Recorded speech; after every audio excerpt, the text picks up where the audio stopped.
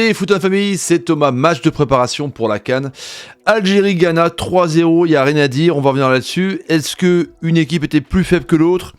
Est-ce qu'une équipe était trop forte pour l'autre équipe? Bref, l'Algérie confirme que c'est le favori pour la CAN, en tout cas aujourd'hui.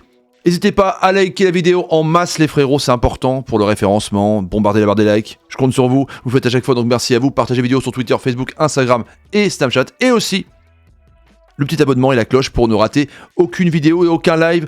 On commencera la CAN évidemment dimanche, Cameroun-Burkina, et on enchaînera en intégralité à 100%, je ne raterai aucun match, ça c'est clair. Donc 3-0 avec Adamounas qui, hormis son but, n'avait pas fait non plus grand chose de la rencontre. Le but est magnifique, c'est clair. Un but de Mensa avec un travail d'Atal fantastique et un but de Slimani qui marque son 40e but. Lui, c'est quand même incroyable. Et Belmadi, donc, a fait pas tourner un petit peu quand même, mais il n'y avait pas de Mahrez. Mahrez trop juste, donc il y avait Adamounas. A noter aussi Mandy titulaire à la place de Belhamri, Atal énorme, pas de blessure, qui était vraiment le joueur qu'on attendait depuis longtemps, parce que voilà, il est fragile à Nice. Un coup il fait un match de ouf et après il est pété, bah là ça va, tranquille, il est bien pour l'Algérie en tout cas. Betsebani, régalade de ouf, c'est un de mes joueurs préférés, tout confondu, je trouve vraiment énorme ce mec là. J'ai un joueur par équipe africaine, faudra que je fasse mon 11 un jour, ce sera intéressant. En tout cas, Benasser qui est rentré à la place de Zorgan, franchement Beleli a été aussi énorme, des transversales de ouf. Enfin, je vous pose la question, justement, est-ce que l'Algérie pour vous était trop forte aujourd'hui? Ou alors est-ce que le Ghana était pas assez fort? Faut savoir quand même que le Ghana, les amis, avait aussi des absents. Le Ghana avait, par exemple, les frères Ayou n'étaient pas là. Il n'y avait pas non plus Kamaldeen Souleymana, le Rennais qui aura pu peut-être apporter un peu plus de vitesse et plus de fougue un peu côté gauche. Voilà, il y a seulement Partey au milieu de terrain, un petit peu la star. Le gardien a tourné en plus à la mi-temps. Bref, c'est pas un gros Ghana.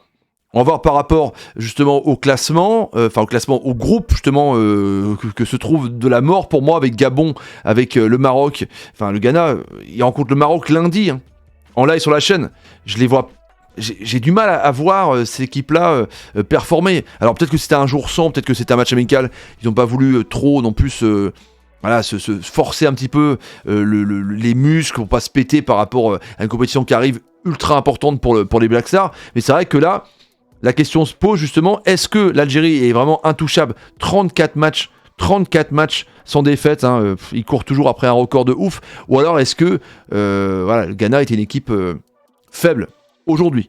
Ou alors la compétition, encore une fois, c'est comme les matchs de préparation pour la Ligue 1, des fois tu perds tout et après tu performes tout dès que ça commence. Rien à voir. Compétition, match de préparation, des fois peut-être que l'entraîneur sélectionneur du Ghana n'a pas voulu dire, dit aux joueurs en gros, tranquille, on baisse un petit peu le niveau, on lève un peu le pied, on se jauge tranquille pour le match important lundi. Je sais pas. En tout cas, l'Algérie, eux, ont confirmé qu'ils sont quasiment, pas imbattables, mais sûrs de leur fait, ça circule bien, c'est cohérent, ça joue parfaitement en 1-2, mais même aussi en profondeur avec des profils différents. Bounedjah n'a pas été ouf, j'ai trouvé. Slimani, pour moi, il n'y a plus de doute, sera titulaire mardi à 14h contre Sierra Leone. Je compte sur vous d'ailleurs pour être avec moi en live, les amis, toute la CAN. Et donc, l'Algérie, dans ce groupe-là, hormis la Côte d'Ivoire, à voir évidemment contre le Guinée équatoriale, mais je pense que l'Algérie se qualifiera en 8e. Normalement. Il y a les 4 meilleurs 3e aussi qui pourront se qualifier, mais sur le match là qui n'était pas non plus un grand match, l'Algérie a géré.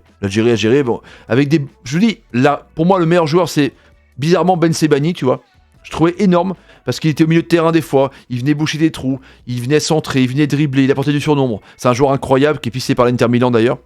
Et le Milan AC. Benasser, quand il est rentré, a montré toute sa classe. Je pense qu'il sera titulaire. Il manquait Mahrez en plus. Donc voilà.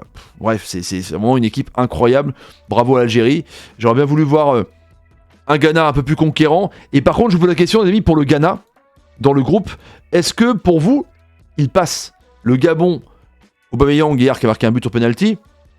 Genre comme Bouanga par exemple. Le Maroc, comme une grosse équipe. Même s'il n'y a pas, c'est vrai, un Hakim Ziyech. Vaïd sait y faire.